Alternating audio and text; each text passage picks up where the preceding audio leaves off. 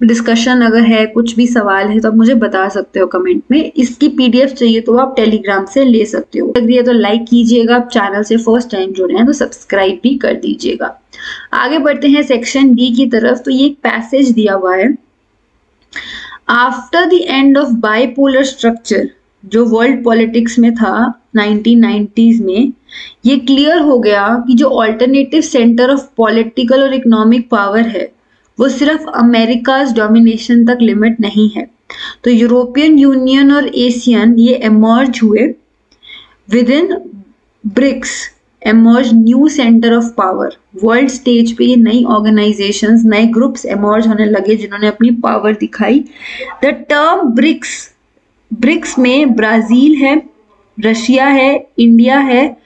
तो ये जो ब्रिक्स रेफर कर रहा है, साउथ अफ्रीका है। The key objective of BRICS है प्राइमरीली कोऑपरेट करना, इकोनॉमिक बेनिफिट्स को डिस्ट्रीब्यूट करना और मेंबर्स की non interference in internal politics. ये नहीं कि ब्राजील रशिया के, अच्छा आप बताओ अब यूक्रेन में क्या हुआ था, कितना क्या, इंटरनल पॉलिटिक्स जो चल रही है उस पे ये कमेंट नहीं करते, इंटरफेयर नहीं करेंगे।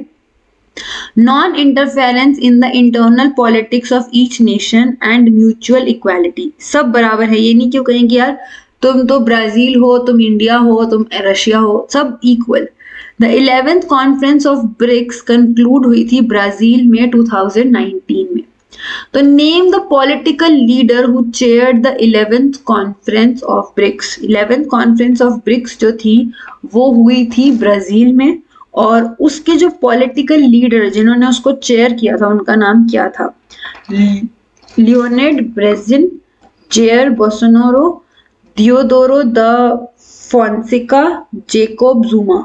तो इनमें से कौन से वो पॉलिटिकल लीडर थे जिन्होंने चेयर किया था? तो इसका आंसर है जेकोब जुमा।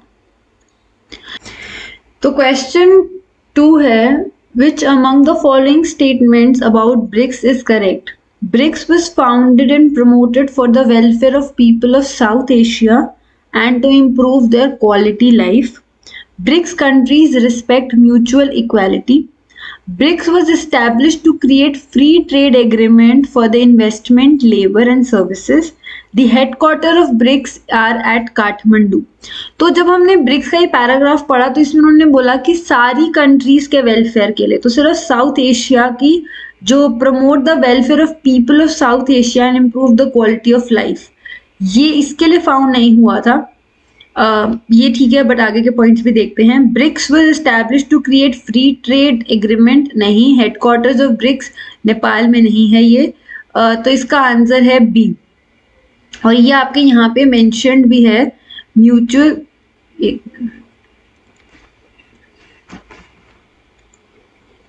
ये रहा mutual equality.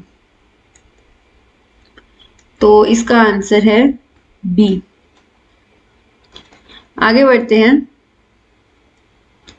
BRICS turned into BRICS after the inclusion of South Africa in its first meeting in year। तो साउथ अफ्रीका की फर्स्ट मीटिंग कब थी? 2019 में, 2009 में, 2010 में, 2011 में। तो ब्रिक्स की जो फर्स्ट मीटिंग जिसमें साउथ अफ्रीका भी इंक्लूडेड था वो थी 2009 में। BRICS was founded in 2006। कहाँ पे? ब्राजील में, इंडिया में, रशिया में, चाइना में। तो इसका आंसर है Russia. Question 5, in the given outline, ये पॉलिटिकल मैप है, 4 states have been marked, ABCD। आपको इन स्टेट्स को आइडेंटिफाई करना है इन इंफॉर्मेशन पे। तो 1 मार्क तो आइडेंटिफिकेशन का है बिलो। उसके बाद आपको करेक्ट आंसर लिखना है विद रिस्पेक्टिव और फिर उसको आपको करेक्ट अल्फाबेटिकल ऑर्डर के फॉर्मेट में उसको मार्क करना है। तो सबसे ज्यादा आपको आइडेंटिफाई करना है। तो the state where coalition led by CPI formed the government in 1957।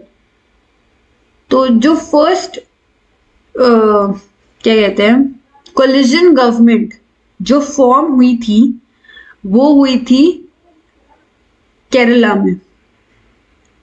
The state related to leader Shyama Prasad Mukherjee. तो जो स्टेट रिलेटेड थी वो थी वेस्ट बंगाल।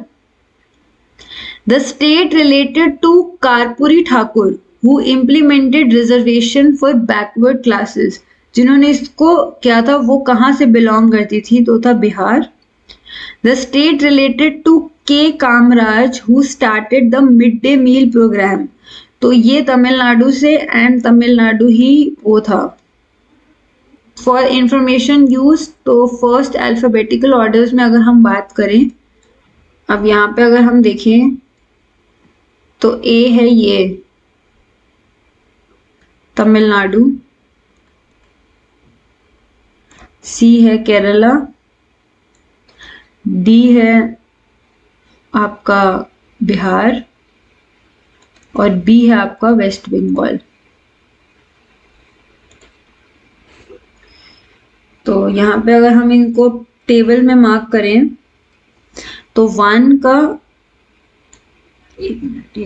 सी केरला, सेकंड का बी वेस्ट बंगाल, थर्ड का डी बिहार और फोर्थ का ए तमिलनाडु. तो ये हो गया एंड ये हमने मार्क भी कर दिए, मैंने लिख दी हैं टेबल से, आप ये देख लीजिएगा, और ये मैंने मैप में भी मार्क कर दिए हैं. अब ये क्वेश्चंस भी हम कर लेते हैं. What was the reason of split of Congress? तो डिफरेंस ऑफ ओपिनियन जो थे वो रीजन था कि कांग्रेस स्प्लिट हुई. Name the leader who led the syndicate group. तो K Kamaraj among the leaders, उन्होंने.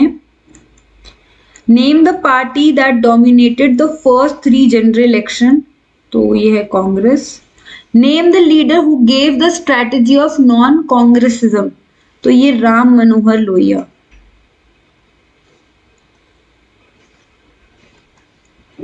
ठीक है. अब ये कार्टून है, ये चाइना और इंडिया को दिखा रहा है. यहाँ पे आप देख रहे हो इंडियन टेरिटरी है. Look if untoward incident occurs now the responsibility will be entirely yours.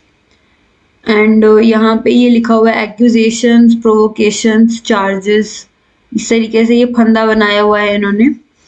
And questions देखते हैं आप इस इमेज पे. Border disputes between India and China erupted in 1960. So Pandit Nehru was having talks with his counterpart in China, which proved futile. तो वो कौन से ऐसे जिनसे वो बात कर रहे थे चाइना के? तो माओ त्सिंग, प्रेसिडेंट जिनपिंग, जियाओ इलाई, दलाई लामा. किनसे वो बात कर रहे थे जो वर्क नहीं की थी? तो वो माओ त्सिंग थे. Name the place in India which was occupied by China in year 1962. तो उसका नाम है अक्सई चिन. Dash was the defense minister of India during Indo-China war. Kailash Nath कज्जू, V.K. Krishna Menon, Baldev Singh, Jawaharlal Nehru. इनमें से कौन से हमारे डिफेंस मिनिस्टर थे जब ये चाइना इंडो चाइना वॉर हुआ था? तो इसका आंसर है V.K. कृष्ण मेनन. ये उस वक्त के हमारे डिफेंस मिनिस्टर थे. Name the agreement signed between India and China 29 अप्रैल 1954 को. Piece agreement, Panchsheel agreement, stand still agreement या ताशकेंद एग्रीमेंट. तो हमने पंचशील एग्रीमेंट साइन किया था उस वक्त. नेक्स्ट क्वेश्चन है, following questions are for the visually impaired. तो इसे भी हम देख लेते हैं. In January 1966 president prime minister Lal Bahadur Shastri sign Tashkent agreement. उन्होंने किसके साथ किया था? General Ayub Khan, general Yahya Khan, Mohammad Ziaul Haq, Musa Khan. इनमें से किसके साथ उन्होंने ताशकेंद ट्रीटी को साइन किया था? तो उसका आंसर है general Ayub Khan. The first meeting of non aligned movement was held at Belgrade, Uzbekistan, Baku, new Delhi. तो बेलग्रेड में हुई थी ये फर्स्ट नॉन अलाइंड मूवमेंट की मीटिंग. Which of the following statement related to Indo China war is correct? जो 1962 में हुआ. China could not cross the line of control. Soviet union remain neutral during the conflict. Soviet help China against India. Chinese forces did not withdraw his troops back to their early position. तो could not cross ये तो नहीं है, neutral. चलो आगे देखते हैं। Soviet help China against India, Chinese troops did not withdraw, नहीं, एग्रीमेंट हुआ था हमारा, तो सोवियत यूनियन जो थी वो न्यूट्रल रही थी। On which ground did India grant political asylum to Dalai Lama and thousands of Tibetan refugees? So Dalai Lama was known as Tibetan leader. India granted political asylum on humanitarian ground. Dalai Lama का political influence था India में, या people of India Dalai Lama को support कर रहे थे? तो हमने ऐसा कुछ नहीं था कि सपोर्ट था या वो तिब्बतियन लीडर थे, हमने सिर्फ ह्यूमैनिटेरियन ग्राउंड्स पे ही उनको शरण दी थी। सेक्शन ई, ये आपके सेक्शन डी हो गया। इसमें हमने एमसीक्यूज, मैप, कार्टून, शॉर्ट और कुछ लॉन्ग क्वेश्चंस डिस्कस किए। अब ये लास्ट सेक्शन है, सेक्शन ई। इसमें आपको हर क्वेश्चन में 2 चॉइसेस मिलती हैं, लेकिन हम दोनों चॉइसेस के आंसर्स को डिस्कस करेंगे। तो फर्स्ट क्वेश्चन है, give an analysis of cultural and political consequences of globalization. Globalization का इम्पैक्ट जो कल्चर और पॉलिटिकल पे पड़ा। सबसे पहले हम कल्चरल कॉन्सिक्वेंसेस को देखते हैं। तो कल्चरल इफेक्ट जो ग्लोबलाइजेशन के कारण हुआ, टू द फियर, एक फियर आया कि प्रोसेस के कारण जो कल्चर्स हैं वो थोड़े थ्रेट में आ गए। ऐसा क्यों हुआ? क्योंकि जो ग्लोबलाइजेशन है उसने एक यूनिफॉर्म कल्चर, हर जगह पे एक सेम तरीके का कल्चरल होमोजेनाइजेशन, हर जगह पे यूनिफॉर्मिटी वाली चीज को बढ़ावा देना शुरू कर दिया। तो popularity of burger and blue jeans, some argue had a lot to do with powerful influence जो अमेरिका का है। This led to the shrinking of the rich cultural heritage of the entire globe.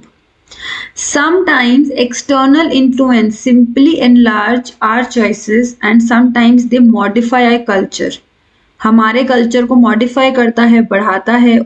जो traditions हैं उनके साथ हम कुछ mix कर लेते हैं, जैसे इंडो वेस्टर्न कल्चर्स आजकल इमर्जन लगे। Blue jeans on other hand can go well with hand spun khadi kurta. तो कुर्ता, हमारा जो कुर्ता है वो ट्रेडिशनल हो गया और साथ में हमने ब्लू जीन्स पहन ली, तो ये इंडो वेस्टर्न ट्रेडिशनल प्लस एक मिक्सचर की तरीके से इमर्ज होता है। तो कॉन्सिक्वेंसेस में फर्स्ट नेगेटिव था, सेकंड स्टेटमेंट पॉजिटिव। तो आपको सिर्फ नेगेटिव नहीं, बट जब आपसे ओपिनियन नहीं मांगा जा रहा, इन जनरल एनालाइज करने को बोला जा रहा है, तो पॉजिटिव नेगेटिव दोनों एस्पेक्ट्स डालिए। वाइल कल्चरल होमोजेनाइजेशन भी एक ग्लोबलाइजेशन का एस्पेक्ट है, सेम प्रोसेस ने एक जनरेट्स प्रिसाइजली ऑपोजिट इफेक्ट। इसके कारण क्या हुआ? डिफरेंट कल्चर्स मोर डिस्टिंक्ट। तो हर कल्चर जो है वो अपने आप में एक डिफरेंट है, डिस्टिंक्ट है, और इस फिनोमिना को हम कल्चरल हेट्रोजेनाइजेशन कहते हैं। ठीक है, तो ये टर्म्स कल्चरल होमोजेनाइजेशन और कल्चरल हेट्रोजेनाइजेशन याद रखिएगा। Political consequences of globalization. तो political consequences at most simple level, erosion of state capacity. जो गवर्नमेंट की कैपेसिटी थी करने की, जो पहले बहुत ज्यादा स्ट्रांग थी, अब वो ग्लोबलाइजेशन के कारण वीक हो गई। ऑल ओवर द वर्ल्ड एक वेलफेयर स्टेट की तरह पूरा all over the world is now giving वे कि मोर मिनिमलिस्टिक स्टेट जो है वो कोर फंक्शंस परफॉर्म करती है, जैसे कि लॉ ऑर्डर मेंटेन करना, सिक्योरिटी सिटीजन्स की। One has to keep in mind कि ग्लोबलाइजेशन स्टेट की कैपेसिटी हमेशा रिड्यूस नहीं करती। स्टेट हमेशा एक सुप्रीम ऑर्गेनाइजेशन रहेगी। टेक्नोलॉजी स्टेट की काम करने की कैपेसिटी को एनहांस कर सकती है, अच्छे से कर सकती है। तभी हम ये कह सकते हैं कि कल्चर और पॉलिटिकल कॉन्सिक्वेंसेस जो ग्लोबलाइजेशन के हैं वो पॉजिटिव भी हैं और कुछ नेगेटिव भी हैं। नेक्स्ट क्वेश्चन, जो इसका ऑप्शन आप ये वाला कर सकते हो या दूसरा था, एनालाइज एनी 3 रीजन जिसके कारण ग्लोबलाइजेशन को रेजिस्ट किया जाता है। तो आर्ग्यूमेंट्स जो ग्लोबलाइजेशन के अगेंस्ट, क्योंकि इसमें आपको सिर्फ नेगेटिव लिखना पड़ेगा, ऑर्गेनाइजेशन के अगेंस्ट हैं, वो है contemporary globalization represents a particular phase of global capitalism, जिसके कारण अमीर अमीर होता जाता है, गरीब गरीब हो जाता है। ये लेफ्टिस्ट जो आर्ग्यूमेंट है ये आया ग्लोबलाइजेशन में। सेकेंड, ग्लोबलाइजेशन होने के कारण स्टेट की पावर वीक हुई, वो internal protect the interest of the poor उसको वो नहीं फुलफिल कर पा रही। थर्ड, ग्लोबलाइजेशन का आइडिया सेल्फ रिलायंस और प्रोटेक्शनिज्म से बिल्कुल ऑपोजिट है। फोर्थ, पीपल जो एज ओल्ड वैल्यूज हैं उनको अब लूज करते जा रहे हैं ग्लोबलाइजेशन के कारण। कुछ क्रिटिक्स ये भी सोचते हैं कि ग्लोबलाइजेशन एक दूसरा इंपीरियलिज्म का ही फॉर्म है। वर्ल्ड सोशल फोरम्स भी न्यू लिबरल ग्लोबलाइजेशन को अपोज करते हैं। अनफेयर ट्रेड प्रैक्टिसेस, जो इकोनॉमिकली पावरफुल स्टेट्स हैं वो अनफेयर ट्रेड प्रैक्टिसेस यूज करती हैं, ऐसी ट्रेड पॉलिसीज इंप्लीमेंट करती हैं। कॉमन फिनोमेना ये भी ग्लोबलाइजेशन के कारण हुआ। 1999 highlights Seattle during WTO ministerial meeting, जो वर्ल्ड ट्रेड ऑर्गेनाइजेशन की मीटिंग हुई थी, उसमें भी ये चीज देखने को मिलती है कि जो इकोनॉमिकली पावरफुल स्टेट्स हैं वो अनफेयर ट्रेड प्रैक्टिसेस यूज करती हैं। Next question, in this changing world, a strengthened and revitalized United Nations is desirable. Highlight the necessary reforms for the empowered United Nations. अगर हमें United Nation को empower करना है तो उसके लिए हमें क्या reforms करने चाहिए? Yes, in this changing world, a strengthened and revitalized United Nation का होना बहुत जरूरी है। In fact, ऐसे रिफॉर्म्स होने चाहिए फंडामेंटल लेवल पे जिनके कारण ये और ज़्यादा बेहतर हो सके। तो उनमें से कुछ रिफॉर्म सजेस्टेड हैं, ये बुलेट्स हैं, आप इनको डीप में एक्सप्लेन कीजिएगा अपने आंसर में। Reform of organization structure and processes, जो स्ट्रक्चर है उनका ऑर्गेनाइजेशन का और जो तरीका है उसमें थोड़ा सा चेंज लाना। सेकेंड, रिव्यू द इशू, जो उनके ज्यूरिसडिक्शन में, जो उनके दायरे में नहीं आते हैं उनको रिव्यू करना। Third, major concern has been composition of security council, जो कि लार्जली स्टैटिक है, जबकि यूनाइटेड नेशन जो जनरल असेंबली है वो बड़ी है, जो कि सिक्योरिटी काउंसिल है वो बिल्कुल स्टैटिक है। Increase in number of both permanent and non permanent members, ये करना चाहिए उनको। Fifth, proposal of improving UN's budgetary procedures and its administration. Some countries ये चाहती हैं कि ऑर्गेनाइजेशन को ग्रेटर रोल, जो पीस और सिक्योरिटी मिशन है उसमें ज़्यादा बड़ा रोल प्ले करना चाहिए, और कुछ ये चाहते हैं कि उनको ह्यूमैनिटेरियन रोल प्ले करना चाहिए। तो ये सारे रिफॉर्म्स हैं जिनके कारण और ज़्यादा बेटर वो वर्क कर सकते हैं। नेक्स्ट क्वेश्चन है, analyse the composition of United nation security council which according to your opinion is major difference in the privileges given to its permanent and non-permanent members. जो permanent members हैं उनको कुछ ऐसी privileges दी जाती हैं जो कि different हैं non-permanent members से, तो हमें उनको analyze करना है। तो यूनाइटेड नेशन की जो कॉम्पोजिशन है, सिक्योरिटी काउंसिल 15 मेंबर्स हैं जिसमें से 5 परमानेंट हैं और 10 नॉन परमानेंट हैं। 5 जो परमानेंट है वो हैं US, Russia, UK, United kingdom, France और चाइना। 10 जो नॉन परमानेंट हैं वो सिर्फ 2 साल के टाइम के लिए होते हैं और उसके बाद नए मेंबर्स को इलेक्ट किया जाता है। एक कंट्री दोबारा री इलेक्ट नहीं हो सकती आफ्टर 2 ईयर्स। जैसे सपोज 2 ईयर के टाइम स्पैन के लिए इंडिया इलेक्ट हुई तो अगले टाइम में इंडिया नहीं इलेक्ट होगी, कोई और कंट्री होगी। उसके बाद दोबारा से हो सकती है बट इमीडिएटली नहीं हो सकती। डिफरेंसेस जो परमानेंट और नॉन परमानेंट मेंबर्स में है, हमें ये फैक्ट अंडरस्टैंड करने की जरूरत है कि जो 5 स्टेट्स हैं ये परमानेंट हैं क्योंकि ये ज़्यादा पावरफुल स्टेट्स हैं। सेकेंड वर्ल्ड वॉर के बाद ये सबसे ज़्यादा पावरफुल थी और विक्टोरियस थी। ये परमानेंट मेंबर्स के पास प्रिविलेज होती है वीटो पावर, जो कि सबसे बड़ी चीज़ है। इसका मतलब कि अगर कोई एक भी नेगेटिव मैनर और स्टॉल ऑफ डिसीजन अगर किसी एक को भी लगता है तो वो अपनी वीटो यूज कर सकता है। These decisions are binding to all UN members. Non permanent members के पास तो ये सब प्रिविलेजेस हैं ही नहीं। अगला question, and list the main consideration, जो प्रिंसली स्टेट्स हैं उनको इंडियन यूनियन के साथ ब्रिंग किया गया।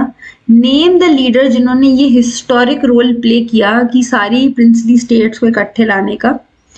तो ये 2 आपको एक्सप्लेन करनी है बातें। तो सबसे पहले with the partition independent India, British crown ने प्रिंसली स्टेट्स को चॉइस दी थी कि वो इंडिया या पाकिस्तान किसी के साथ भी ज्वाइन कर सकते हैं या फिर वो खुद को इंडिपेंडेंट नेशन भी डिक्लेयर कर सकते हैं। लेकिन जो इंटरिम गवर्नमेंट इंडिया की बनी थी, उन्होंने सबसे पहले इसके अगेंस्ट जो एक्शन लिया, क्योंकि ऑलरेडी इंडिया के दो पार्ट्स हो चुके थे, इंडिया और पाकिस्तान। तो अगर अब प्रिंसली स्टेट्स अपने आप को इंडिपेंडेंट डिक्लेयर करती तो इंडिया के और ज़्यादा स्मॉल साइजेस में डिवाइड हो जाते। तो जो गवर्नमेंट पॉलिसी जो प्रिंसली स्टेट्स को साथ में लाने में इन्फ्लुएंस रही, people of most princely states वो इंडियन यूनियन का हिस्सा बनना चाहते थे। Government was ready to be flexible, इन लोगों को थोड़ी सी ऑटोनॉमी देने के लिए कि जिस रीजन में आपको, जैसे हैदराबाद है या कुछ जगहों पे आपको थोड़ी सी ऑटोनॉमी, आपको थोड़े से राइट्स देने को इंडियन गवर्नमेंट एग्रीड थी। और सबसे बड़ी बात ना जनता होती है, जब जनता सपोर्ट कर रही है कि हमें इंडियन यूनियन के साथ जाना है, तो वो एक बहुत बड़ा फैक्टर था। नेक्स्ट फैक्टर है द गवर्नमेंट वॉज फर्म कि वो इंटीग्रेशन और कंसोलिडेशन जो टेरिटोरियल बॉडीज का है वो उसके लिए बहुत फर्म थी। अब लीडर जिन्होंने हिस्टोरिक रोल प्ले किया, the then deputy prime minister और home minister Sardar Vallabh bhai Patel played a historic role इस पूरे इंटीग्रेशन में। He reached out to princely states. अगर आपने सरदार वल्लभ भाई पटेल की एक मूवी है सरदार, आप वो भी देख सकते हैं, उससे भी आपको काफी कुछ पता चलेगा। ही नेगोशिएटेड विद देम पीसफुली और डिप्लोमेटिकली। तो उनके जो एफर्ट्स थे, उन्होंने प्रिंसली स्टेट्स को इंडियन यूनियन का हिस्सा बना दिया। अब ये पॉइंट्स रेलेवेंट हैं, बट आप कोई और पॉइंट भी ऐड कर सकते हो। अगला क्वेश्चन जो इसका ऑप्शन है, आप इसकी जगह ये आंसर लिख सकते हो। डिस्कस द 3 रीजंस कि स्टेट रीऑर्गेनाइजेशन कमीशन को इंडिपेंडेंस के बाद सेटअप किया गया। रीजन स्टेट रीऑर्गेनाइजेशन कमीशन को सेटअप करने का, आर नेशनल मूवमेंट ने ये प्रॉमिस किया था कि लिंग्विस्टिक प्रिंसिपल जो लैंग्वेज है उसके बेस पे स्टेट्स फॉर्म होंगी। इनफैक्ट जो नागपुर सेशन हुआ था कांग्रेस का 1920 में, the principle was recognized as a basis of reorganization of Indian national Congress. बहुत सारे प्रोविंशियल काउंसिल कमिटीज क्रिएट की गई वो लिंग्विस्टिक जोन्स के लिए, लेकिन वो did not follow administrative division जो ब्रिटिश इंडिया का था, उसके हिसाब से वो डिवीजन नहीं था। थिंग्स चेंज इंडिपेंडेंस और पार्टीशन के बाद हमारे लीडर्स को लगा कि हमें स्टेट्स को लैंग्वेज के बेस पे कार्व आउट करना चाहिए। Led to disruption and integration. तो सेंट्रल लीडरशिप ने पोस्टपोन किया इस रीऑर्गेनाइजेशन के मैटर को। The decision of national leadership was challenged by local leaders. उन्होंने प्रोटेस्ट किया Telugu speaking areas old Madras में, प्रोविंसेस में, और आज के जो तमिलनाडु है, आंध्र प्रदेश का कुछ हिस्सा, केरला, कर्नाटका, इन्होंने प्रोटेस्ट किया और इसको विश्व आंध्रा मूवमेंट कहा गया था। दिस मूवमेंट ने क्या डिमांड किया कि जो तेलुगु स्पीकिंग एरियाज हैं उनको मद्रास प्रोविंसेस से सेपरेट होना चाहिए, जो कि उस वक्त हिस्सा थे, एंड सेपरेट आंध्र प्रोविंस। बहुत ज़्यादा मोमेंटम इस मूवमेंट ने गैदर कर लिया, काफ़ी लोगों ने इसको सपोर्ट करने शुरू कर दिया। तो Congress leader and veteran Gandhian जो 56 डेज ऑफ इनडेफिनिट फास्ट जो उन्होंने किया था इसके लिए, उसके बाद उनकी डेथ हो गई। उसके कारण लोग सड़कों पे आ गए, बहुत वायलेंस होने लग गया, और फाइनली प्राइम मिनिस्टर ने अनाउंस किया कि एक सेपरेट आंध्र स्टेट दिसंबर 1952 में फॉर्म करने का। Formation of Andhra spurred a struggle of making states linguistic lines. तो जैसे ही आंध्रा बना तो और हिस्सों में भी लोगों ने अपने वहाँ की स्टेट्स बनाने के लिए स्ट्रगल करनी शुरू कर दी, और इसने सेंट्रल गवर्नमेंट को फोर्स किया कि स्टेट रीऑर्गेनाइजेशन मूवमेंट 1953 में कि रीड्रॉइंग बाउंड्रीज ऑफ स्टेट के लिए इस रीऑर्गेनाइजेशन कमीशन को अपॉइंट किया गया। नेक्स्ट क्वेश्चन है, coalition government prove to be a boon for democracy in India. इस स्टेटमेंट को आप बताइए कि कैसे कोलिजन जो कोलाइड दो पार्टीज मिलकर गवर्नमेंट बनाती हैं वो कैसे एक बेनिफिशियल है। तो कोलिजन गवर्नमेंट्स इन इंडिया जब 1967 के इलेक्शंस हुए तो ऑपोजिशन पार्टी ने रियलाइज किया कि उनके वोट्स डिवाइड हो रहे हैं और उनके वोट्स डिवाइड होने के कारण ही कांग्रेस हमेशा पावर में आती है। इसके कारण एक एंटी कांग्रेस में सारे मिलके राइज हुए, नॉन कांग्रेसिज्म ये एक फैक्ट इमर्ज हुआ जिसने सारी ऑपोजिशन को कांग्रेस के अगेंस्ट लाके खड़ा किया।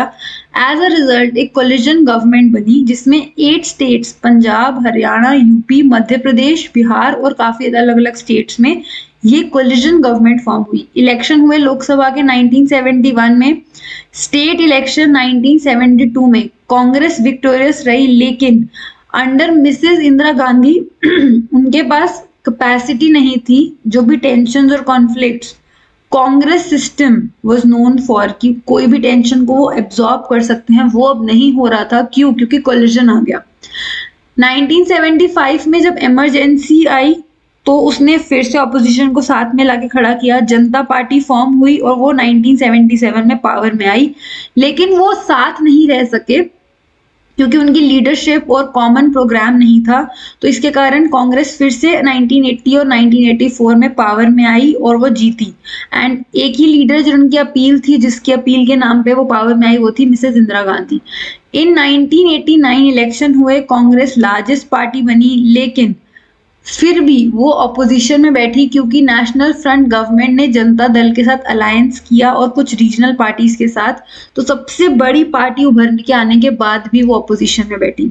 और इसी कारण से जो ये 1989 के इलेक्शंस हैं, इसने कांग्रेस के जो डोमिनेशन जो ना जाने कितने सालों से चल रहा था उसको अंत किया और कोलिजन गवर्नमेंट की शुरुआत हुई। 1 या 2 parties never got most of the seats, कोई सिंगल पार्टी ने क्लियर मेजोरिटी सिक्योर नहीं की। और इनिशियली जो era of collision of government है सेंटर में, वो एक क्रूशियल रोल प्ले करने लगा। 3 मेजर डेवलपमेंट्स जिसने 1980s में long lasting impact of political India को एंड किया। द मेन डेवलपमेंट जो 1980s तक एंड में हुई वो थी the end of Congress system. The main development जो डोमिनेंस ऑफ लगभग पिछले 20 साल से कांग्रेस का था, वो 1989 में एंड हुआ। तो द पार्टी 1991 में दोबारा आई जब इंदिरा गांधी की डेथ हुई एंड राजीव गांधी असैसिनेशन। पर उसके बाद तो पॉलिटिकल बिल्कुल डोमिनेशन खत्म हो गया था जब राजीव गांधी की डेथ हुई। तो Mandal issue, the issue started in national front government. इन्होंने ये रेकमेंड किया कि 1990 में रिजर्वेशन और 27% जो सेंट्रल गवर्नमेंट में जो भी जॉब्स हैं उसमें 27% रिजर्वेशन ओबीसी को। इसने बहुत गुस्सा और एंगर लोगों के अंदर स्प्रेड किया पॉलिटिक्स में, जिसके कारण 1989 में नॉन कांग्रेसिज्म शुरू हुआ। नए economic reforms, these were announced as a structural adjustment programme. ये राजीव गांधी ने इनिशिएट किए, लेकिन मोर विजिबली नरसिम्हा राव ने जब 1991 में अपना टेन्योर किया तब उन्होंने इसको इनिशिएट किया। और कंट्री की इकोनॉमी को वर्ल्ड इकोनॉमी के लिए, फॉरेन रिजर्व्स के लिए उन्होंने वहाँ पे अपने फॉरेन रिजर्व, क्योंकि हमारे इम्प्रूव करने थे तो इसलिए उन्होंने अपने गेट्स को ओपन किया। और राजीव गांधी का असैसिनेशन हुआ इलेक्शन के टाइम पे, तो एक पावरफुल लीडरशिप जो एग्जिस्ट करनी चाहिए थी वो नहीं एग्जिस्ट कर रही थी। जब वो तमिलनाडु में एक रैली देने गए इलेक्शन में 1991 में, तो कांग्रेस लार्जेस्ट पार्टी बनी। आफ्टर दिस नरसिम्हा राव को प्राइम मिनिस्टर के तौर से अपॉइंट किया गया। एंड फिर धीरे धीरे हम देखते हैं कि कोई एक सिंगल पार्टी पावर में नहीं आई। उसके बाद जो कोलिजन गवर्नमेंट है उसका सिस्टम शुरू हो गया। तो ये था आपके एक तरीके से पूरा का पूरा सैम्पल पेपर। मैंने इसको पूरे डिटेल में डिस्कस करने की कोशिश की है, लॉन्ग क्वेश्चन, शॉर्ट क्वेश्चंस। अगर आपको कोई भी डाउट हो तो आप मुझसे कमेंट बॉक्स में पूछ सकते हैं। वीडियो अच्छी लगे, कुछ इन्फॉर्मेटिव सीखने को मिला तो वीडियो को डेफिनेटली लाइक कीजिएगा। चैनल से फर्स्ट टाइम जुड़ रहे हैं तो चैनल को सब्सक्राइब करके बेल आइकन को ज़रूर क्लिक कर लीजिएगा। इसकी PDF आप टेलीग्राम चैनल से डाउनलोड कर सकते हैं। और कोई भी डाउट हो तो आप मुझसे कमेंट बॉक्स में पूछ सकते हैं। ऑफिशियल वेबसाइट के आंसर्स को ही मैंने यहाँ पे डिस्कस किया है, तो अगर आपको लगे कि आपको कुछ रिवीजन की ज़रूरत है तो आप एक बार रिवाइज करके उसके बाद दोबारा इसको सॉल्व करने की कोशिश कीजिएगा। तो मिलती हूँ मैं अगली वीडियो में, तब तक के लिए keep learning and keep growing.